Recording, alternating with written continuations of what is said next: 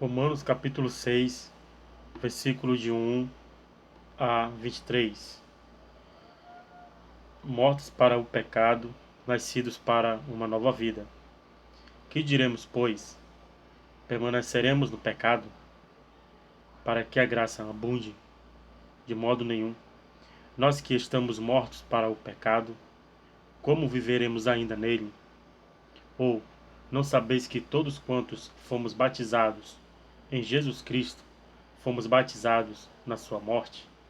De sorte que fomos sepultados com ele pelo batismo na morte, para que, como Cristo foi ressuscitado dentre os mortos pela glória do Pai, assim andemos nós também em novidade de vida. Porque se fomos plantados juntamente com ele na semelhança da sua morte, também o seremos na da sua ressurreição.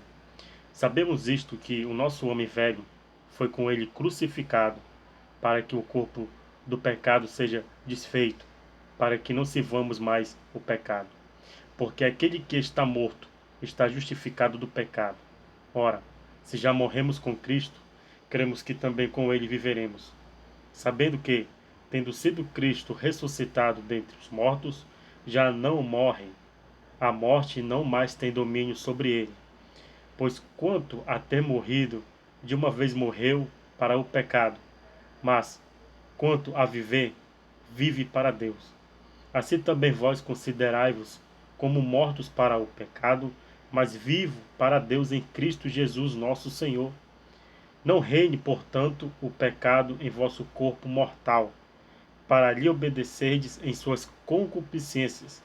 Nem tampouco apresentei os vossos membros ao pecado por instrumentos de iniquidade, mas apresentai-vos a Deus como vivos dentre mortos, e os vossos membros a Deus como instrumentos de justiça. Porque o pecado não terá domínio sobre vós, pois não estáis debaixo da lei, mas debaixo da graça. Pois que pecaremos porque não estamos debaixo da lei, mas debaixo da graça? De modo nenhum. Não sabeis vós que a quem vos apresentardes por servos para lhes obedecer, sois servos daquele a quem obedeceis? Ou do pecado para a morte, ou da obediência para a justiça? Mas graças a Deus que tenho sido servos, mas graças a Deus que, tendo sido servos do pecado, obedeceste de coração a forma de doutrina a que fostes entregues, e libertados do pecado, fostes feitos servos da justiça. Falo como homem, pela franqueza da vossa carne. Pois assim como apresentastes os vossos membros para servirem à imundícia e a maldade para a maldade, assim apresentai agora os vossos membros para servirem à justiça para santificação. Porque quando eres servos do pecado, estáveis livres da justiça. E que fruto tinhais então das coisas de que agora vos envergonhais? Porque o fim delas é a morte. Mas agora, libertados do pecado e feitos servos de Deus, tendes o vosso fruto para a santificação e por fim a vida eterna. Porque o salário do pecado é a morte, mas o dom gratuito de Deus é a vida eterna por Cristo Jesus, nosso Senhor. Então Jesus fala acerca do pecado, viver para o pecado, e abandonar o pecado e viver para Deus e ter vida eterna. Então, dentro dos 4 evangelhos, quando ele começa o seu ministério, ele fala do pecado, porém também fala da vida eterna. A situação do ser humano não é como ele começa, mas é como termina. Lembrando que temos uma alma. Quando não lembramos que temos uma alma, a gente começa a nossa vida no pecado, fazendo todo tipo de iniquidade, pensando que não terá o fim.